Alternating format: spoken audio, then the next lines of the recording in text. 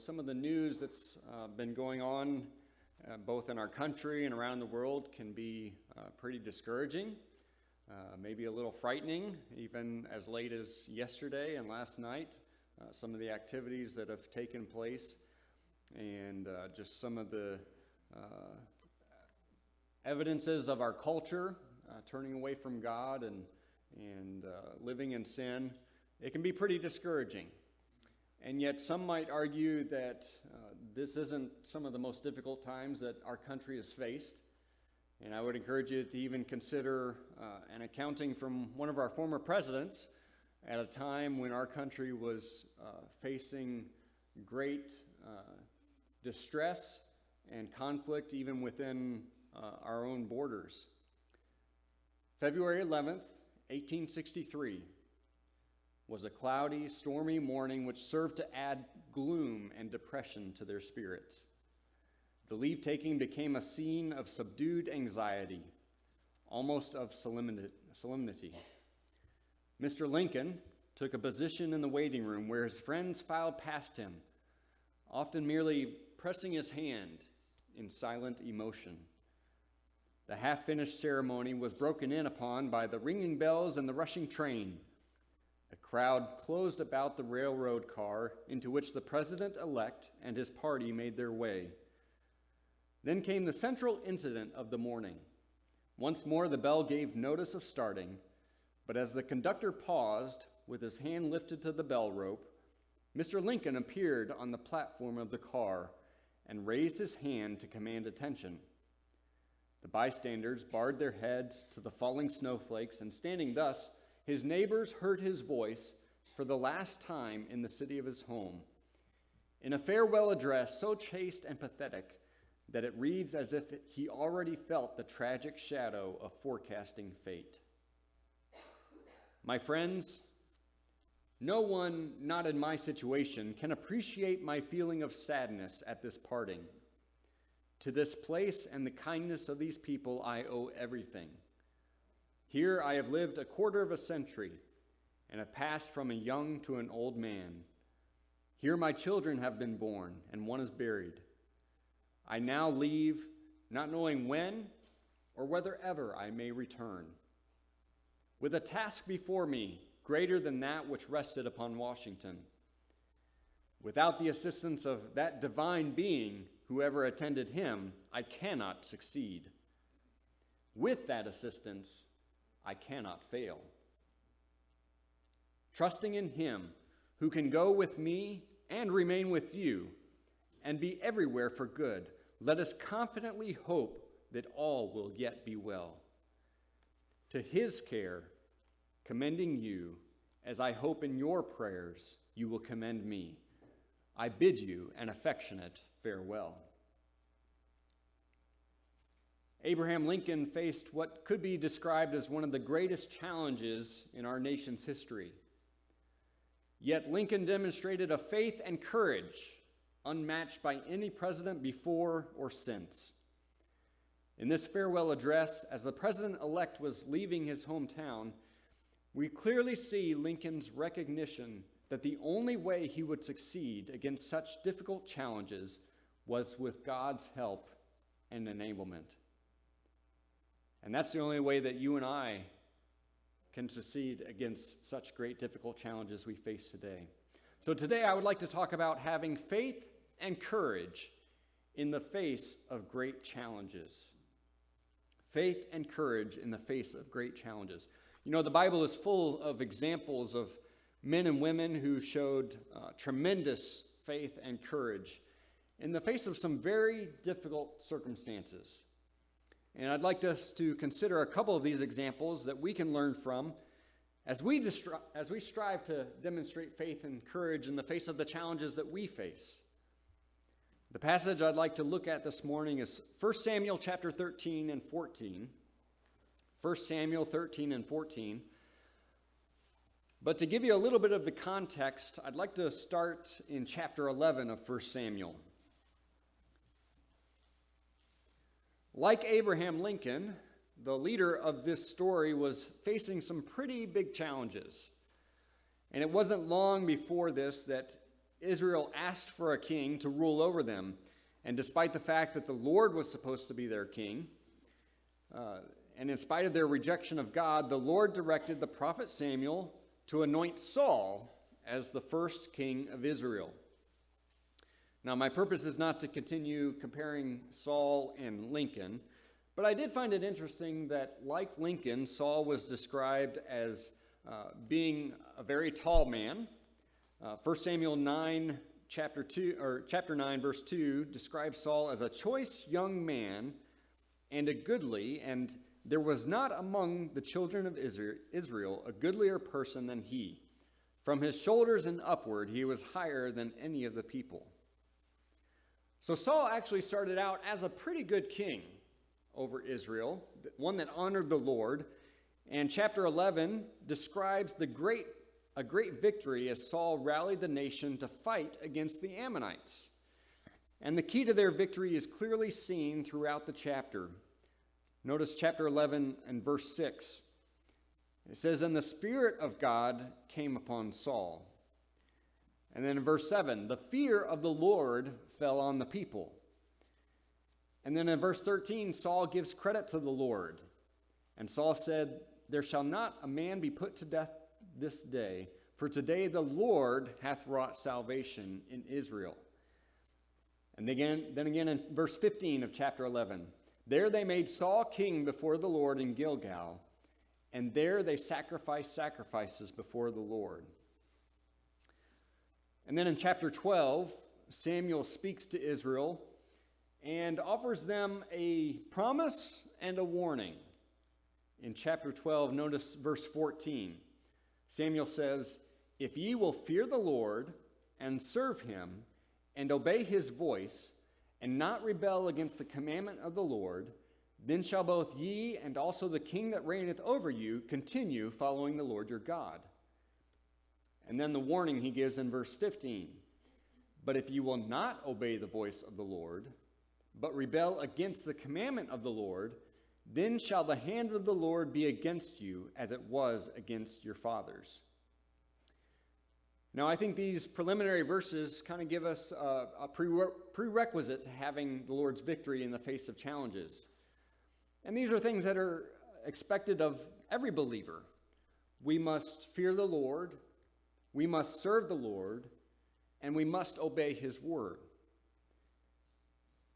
If we're not doing that, then it doesn't matter how much faith and courage we can muster. We're not going to have the success that only the Lord is able to provide. And unfortunately for Saul, it doesn't take long for the power to go to his head. Which brings us to chapter 13. And please follow along as I read the first 14 verses of 1 Samuel chapter 13. "Saul reigned 1 year, and when he had reigned 2 years over Israel, Saul chose him 3,000 men of Israel, whereof 2,000 were with Saul in Michmash and in Mount Bethel, and 1,000 were with Jonathan in Gibeah of Benjamin. And the rest of the people he sent every man to his tent. And Jonathan smote the garrison of the Philistines that was in Geba. And the Philistines heard of it. And Saul blew the trumpet throughout all the land, saying, Let the Hebrews hear. And all Israel heard say that Saul had smitten a garrison of the Philistines, and that Israel also was had an abomination with the Philistines. And the people were called together after Saul to Gilgal.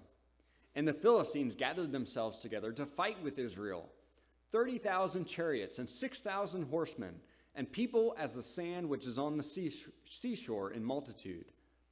And they came up and pitched in Michmash, eastward from Bethaven. When the men of Israel saw that they were in a strait, for the people were distressed, then the people did hide themselves in caves and in thickets and in rocks and in high places and in pits. And some of the Hebrews went over Jordan to the land of Gad and Gilead. As for Saul, he was yet in Gilgal, and all the people followed him trembling. And he tarried 7 days according to the set time that Samuel had appointed. But Samuel came not to Gilgal, and the people were scattered from him. And Saul said, Bring hither a burnt offering to me, and peace offerings. And he offered the burnt offering. And it came to pass, as soon as he had made an end of offering the burnt offering, behold, Samuel came, and Saul went out to meet him, that he might salute him. And Samuel said, "What hast thou done?" And Saul said, "Because I saw that the people were scattered from me, and that thou camest not within the days appointed, and that the Philistines gathered themselves together at Michmash, therefore said I, the Philistines will come down now upon me to Gilgal, and I have not made supplication unto the Lord. I forced myself, therefore, and offered a burnt offering." And Samuel said to Saul, "Thou hast done foolishly. Thou hast not kept the commandment of the Lord thy God, which he commanded thee. For now would the Lord have established thy kingdom upon Israel forever. But now thy kingdom shall not continue. The Lord hath sought him a man after his own heart, and the Lord hath commanded him to be captain over his people, because thou hast not kept that which the Lord commanded thee." So I said I'd like to consider some examples that we can learn from those that have faced some great challenges. And first, we have an example of failure. I think it's always good when we can learn from someone else's mistakes rather than having to make them ourselves, right? So Saul gives us an example of what not to do in the face of challenge. At the beginning of this chapter, we find Saul has been king for 2 years, and he's up against a new enemy, the Philistines. And Saul formed an army of 3,000 men, 2,000 under his command, and 1,000 were under the command of his son Jonathan. And in verse 3, we see that Jonathan and his men attacked and defeated a garrison of the Philistines, which was at Geba. And when the Philistines heard about this, they were not happy. And we see in verse 5 that they gathered their troops to retaliate. And so Saul tried to muster some troops of Israel, just like we saw in chapter 11. And I found it kind of interesting in verse 4 that it was proclaimed to Israel that Saul had defeated the Philistines' garrison, when we clearly saw that it was Jonathan. But okay, maybe I'm reading a little more into this than what's really there, because Saul was the king, and so it's common to give credit to the leader, right? But it is clear that there's something else that is missing here that was pretty evident that we saw in chapter 11. Which brings us to our first failure. I call this a failure to fear the Lord. Notice in these first 7 verses, there's no mention of the Spirit of God upon Saul. There's no mention of the fear of the Lord among the people. There's no consulting the Lord of what they should do. The very thing that Samuel had told them to do in chapter 12, fear the Lord, is completely absent from this account. And we see that Saul ends up with a very dismal response compared to the 30,000 men who had joined the army against the Ammonites. In fact, even a large number of the men that he had chosen for his own army deserted him. And those that did stay were shaking in their boots. And so Saul's first failure is a failure to fear the Lord. And next, from the example of Saul, we see a failure to obey the Lord in verses 8 through 14. Now, it's apparent from this passage that Saul had instructed Samuel to wait 7 days for him to come. And apparently on the 7th day, Saul kind of got tired of waiting. I don't know about you, but maybe you get a little impatient sometimes. And of course, Saul decides to take things into his own hands and offer the sacrifice to the Lord. And as soon as he does, Samuel shows up. And I'd like to suggest 3 lessons that we can learn from Saul's failure to obey the Lord. First, there is no rationalization for sin. Notice Saul's list of excuses in verse 11. "Because I saw the people were scattered from me, and thou camest not within the days appointed, and that the Philistines gathered themselves together in Michmash." He tries to rationalize his disobedience. The circumstances and challenges we may face never provide an excuse for sin. I don't know if you remember this little saying, it's never right to do wrong. There is no rationalization for sin. The second lesson we can learn from Saul's failure to obey is there is no justification for sin. In verse 12, "Therefore said I," Saul said, "the Philistines will come down now upon me to Gilgal, and I have not made supplication unto the Lord. I forced myself, therefore, and offered a burnt offering." Okay, so what's the problem here? I mean, isn't it a good thing to make an offering to the Lord? To make the supplication to the Lord, to offer him a sacrifice? Yes, but that does not justify his sin in disobedience. Maybe you've heard the phrase, obedience is better than sacrifice. Do you remember who that was told to? This same man, Saul, later on in his life. He didn't learn his lesson. Later on in chapter 15, verses 19 through 22, Samuel goes on, "Wherefore then didst thou not obey the voice of the Lord, but didst fly upon the spoil, and didst evil in the sight of the Lord? And Saul said unto Samuel, Yea, I have obeyed the voice of the Lord, and have gone the way which thou, Lord, hast sent me, and have brought Agag, the king of Amalek, and have utterly destroyed the Amalekites." You recall this was when he was directed to destroy everything related to the Amalekites, and he didn't. "But the people took up the spoil, sheep and oxen, and the chief of the things which should have been utterly destroyed, to sacrifice unto the Lord thy God at Gilgal. And Samuel said, Hath the Lord as great delight in burnt offerings and sacrifices as in obeying the voice of the Lord? Behold, to obey is better than sacrifice, and to hearken than the fat of rams." So there is no justification for our sin. And then the final lesson from Saul's failure to obey is there is repercussion for sin in verses 13 through 14. "And Samuel said to Saul, Thou hast done foolishly. Thou hast not kept the commandment of the Lord thy God, which he commanded thee. For now would the Lord have established thy kingdom upon Israel forever. But now thy kingdom shall not continue. The Lord hath sought him a man after his own heart, and the Lord hath commanded him to be captain over his people, because thou hast not kept that which the Lord commanded thee." Notice two repercussions for this sin that we see. First, disobedience may eliminate opportunity for service. It says Saul's kingdom could have been established forever, but Saul's disobedience eliminated opportunity for continued service. And then second, disobedience may eliminate eligibility for leadership. But now thy kingdom shall not continue. Another repercussion of his sin. So we can learn from Saul's example. He had a failure to fear the Lord and a failure to obey the Lord. Hopefully we can learn from his example of failure of how not to act in the face of great challenges. But thankfully the story doesn't end there. And as we continue, we will see that there's a good example for us to follow in the face of great challenges.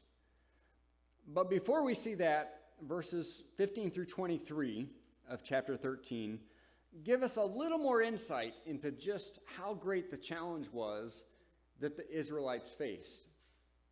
If you think Israel is facing some challenges today, and they are, we see some great challenges that Israel was facing at this time.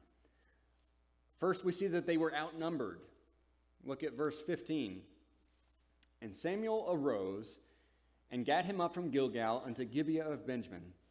And Saul numbered the people that were present with him, about 600 men." So Israel, all they had was an army of 600. Everyone else was hiding in holes or caves, or they had deserted. So 600 against the 3,000 chariots, 6,000 horsemen, and soldiers as the sand on the seashore. So they were definitely outnumbered. Second, they were outmaneuvered in verses 17 and 18. It says, "And the spoilers came out of the camp of the Philistines in 3 companies. One company turned unto the way that leadeth to Ophrah, unto the land of Shual. And another company turned the way of Beth-horon. And another company turned to the way of the border that looketh to the valley of Zeboim toward the wilderness." So not only did the Philistines have an established base camp there at Michmash, they were sending out these raiding parties in different directions to surround Israel. So the Philistines definitely had the upper hand as they outmaneuvered the Israelites. And then the third major challenge that the Israelites faced is they were outgunned. Look at verse 19 and following. It says, Now there was no smith found throughout all the land of Israel. For the Philistines said, Lest the Hebrews make them swords or spears. But all the Israelites went down to the Philistines to sharpen every man his share and his coulter and his axe and his mattock. Yet they had a file for the mattocks and for the coulter and for the forks and for the axes and to sharpen the goads. So it came to pass in the day of battle that there was neither sword nor spear found in the hand of any of the people that were with Saul and Jonathan. But with Saul and with Jonathan his son was there found. And the garrison of the Philistines went out to the passage of Michmash. So they were definitely outgunned. The Israelites basically just had two people that had decent weapons. And all the other weapons, they actually had to go to the Philistines to get them maintained. So it's pretty clear that the Israelites were outgunned, and they were up against some very difficult challenges. Now, I don't know about you, what some of you might be facing today. Maybe you feel a little bit like the Israelites. Maybe you feel a little outnumbered, a little outmaneuvered, a little outgunned by the world around us. So as we continue in chapter 14, thankfully we have our second example to follow in the face of great challenges. We have an example of faith and courage. Faith and courage in chapter 14. Follow along as I read the first 15 verses of chapter 14. Now it came to pass upon a day that Jonathan, the son of Saul, said unto the young man that bare his armor, Come, and let us go over to the Philistines' garrison that is on the other side. But he told not his father. And Saul tarried in the uttermost part of Gibeah under a pomegranate tree, which is in Migron. And the people that were with him were about 600 men. And Ahiah, the son of Ahitub, Ichabod's brother, the son of Phinehas, the son of Eli, the Lord's priest in Shiloh, wearing an ephod. And the people knew not that Jonathan was gone. And between the passages by which Jonathan sought to go over unto the Philistines' garrison, there was a sharp rock on the one side and a sharp rock on the other side. And the name of the one was Bozez, and the name of the other Sina. The forefront of the one was situate northward against Michmash, and the other southward against Gibeah. And Jonathan said to the young man that bare his armor, Come, and let us go over unto the garrison of these uncircumcised. It may be that the Lord will work for us, for there is no restraint to the Lord to save by many or by few. And his armor-bearer said unto him, Do all that is in thine heart. Turn thee, behold, I am with thee according to thy heart. Then said Jonathan, Behold, we will pass over unto these men, and we will discover ourselves unto them. If they say thus unto us, Tarry until we come to you, then we will stand still in our place, and will not go up unto them. But if they say thus, Come up unto us, then we will go up. For the Lord hath delivered them into our hand, and this shall be a sign unto us. And both of them discovered themselves unto the garrison of the Philistines. And the Philistines said, Behold, the Hebrews come forth out of their holes where they have hid themselves. And the men of the garrison answered Jonathan and his armor-bearer, and said, Come up unto us, and we will show you a thing. And Jonathan said unto his armor-bearer, Come up after me, for the Lord hath delivered them into the hand of Israel. And Jonathan climbed up upon his hands and upon his feet, and his armor-bearer after him. And they fell before Jonathan, and his armor-bearer slew after him. And that first slaughter which Jonathan and his armor-bearer made was about 20 men, within as it were half an acre of land, which a yoke of oxen might plow. And there was trembling in the host, in the field, and among all the people, the garrison and the spoilers, they also trembled, and the earth quaked, so it was a very great trembling. Quickly this morning, I'd like to highlight 6 attributes that you and I can seek to apply to our own lives as we face great challenges. We see these from the example of faith and courage from Jonathan and his armor bearer. First, we see that Jonathan decided to take action. He decided to take action. Verse 1 tells us that he tells his armor bearer, "Come, let us go over to the Philistines' garrison." Now, that seems simple enough, but how often do we maybe act like Saul? And it describes he was sitting under the uttermost part of Gibeah under a pomegranate tree. Or maybe we're like the soldiers hiding in caves, or maybe we're fleeing out of fear in the face of challenge. So how do you react as you face great challenges? Jonathan decided to take action and confront them. Second, we see that he was determined in spite of obstacles. Verse 4 tells us that just to get to the enemy, they had a sharp rock on one side and a sharp rock on the other side. Now, I'm pretty sure this is where we get the phrase between a rock and a hard place. They could have easily said, "This is too difficult," and turned back because of the obstacles. But note in verse 6, Jonathan again tells his armor bearer, "Come, let us go over unto the garrison of these uncircumcised." And so he was determined in spite of obstacles. The third attribute of this example is that Jonathan had a devoted companion. Now, unfortunately, I think the armor bearer easily gets overlooked in this story. But look at the deep devotion that he shows to Jonathan by his response in verse 7. He says, "Do all that is in thee, do all that is in thine heart, turn thee. Behold, I am with thee according to thy heart." Another translation might put it this way: I am with you heart and soul. When you're facing great challenges, it's important to surround yourself with godly companions, those who are willing to support you and come alongside you, even when the going gets tough, those that will pray for you. That's why your church family is so important. So Jonathan had a devoted companion in the face of great challenges. So we've seen that Jonathan he decided to take action, he was determined in spite of obstacles, and he had a devoted companion. But I think this next attribute is probably one of the most important. We see that Jonathan had a doubtless faith in the Lord. Jonathan's faith was demonstrated in two ways. First, he had faith that God can give the victory. Look back at the second part of verse 6. He says, "It may be that the Lord will work for us.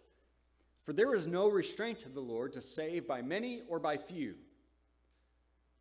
So Jonathan recognized the awesome power that God can give to his children.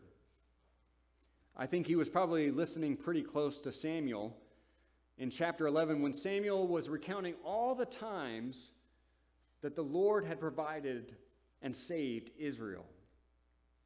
And here we see his doubtless faith in the fact that God can give the victory. You know, what an amazing God that we serve, who is able to use weak people like us to accomplish his work. There's a prayer in 2 Chronicles chapter 14, verse 11, that would be a great verse to memorize and recite in the face of great challenges. It says, "And Asa cried unto the Lord his God and said, Lord, it is nothing with thee to help, whether with many or with them that have no power.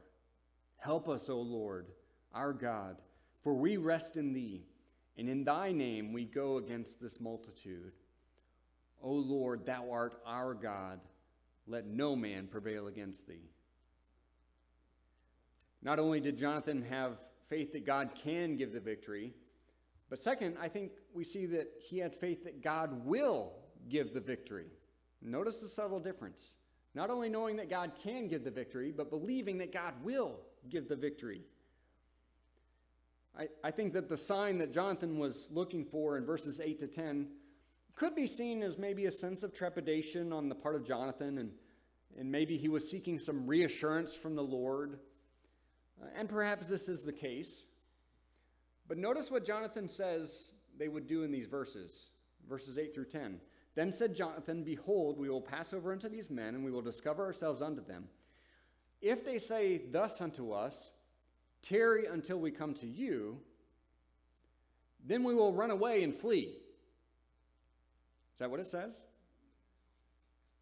No, it says, then we will stand still in our place and not go up unto them. But if they say thus, come up unto us, then we will go up.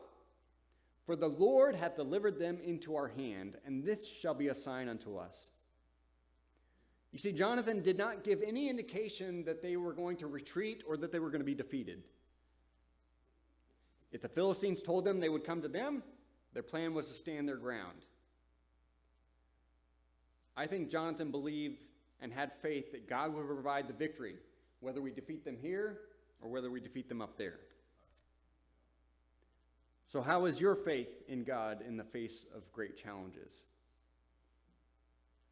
I think most of us can say that we know that God can give the victory. But I find my faith oftentimes wavering in believing that God will give the victory. And we may not know how or when, but like Jonathan, we need to have a doubtless faith in the Lord.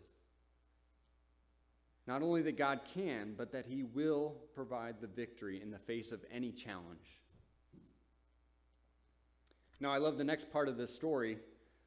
It kind of reminds me of an action scene from a movie. You know, the one where the hero has like one bullet left in his gun, and he's being shot at from every direction, and somehow he manages to take out all of the enemies and come out completely unscathed. Well, this is no movie. This is real life, because I believe it is because of a divine enablement that Jonathan and his armor bearer took out about 20 guys. Look at verse 14 again. And that first slaughter, which Jonathan and his armor bearer made, was about 20 men, within, as it were, half an acre of land, which a yoke of oxen might plow. They definitely had God's divine enablement in the face of great challenge. And as believers, we have this same promise of divine enablement given to us in God's word in many different verses. I can do all things through Christ, which strengthens me. My grace is sufficient for thee, for my strength is made perfect in weakness. Fear thou not, for I am with thee. Be not dismayed, for I am thy God. I will strengthen thee. Yea, I will help thee. Yea, I will hold thee with the right hand of my righteousness. What a wonderful comfort that we do not have to face challenges on our own. Through God's divine enablement, we can overcome any challenge.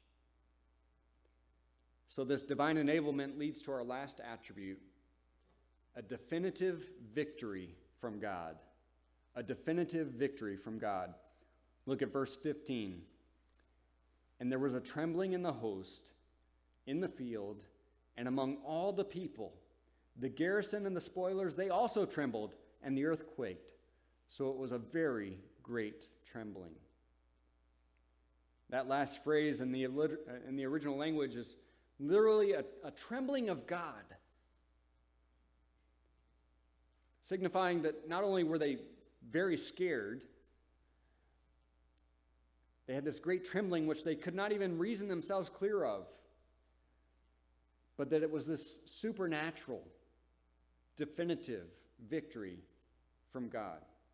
And this is reinforced later in verse 23, where it says, so the Lord saved Israel that day. So what a great example of faith and courage that you and I can follow from Jonathan and his armor bearer. We can decide to take action.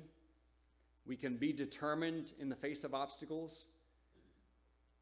We can have devoted companions. We can have a doubtless faith in the Lord. We can rely on his divine enablement. And then we can look forward to a definitive victory from God. Would you bow your heads with me?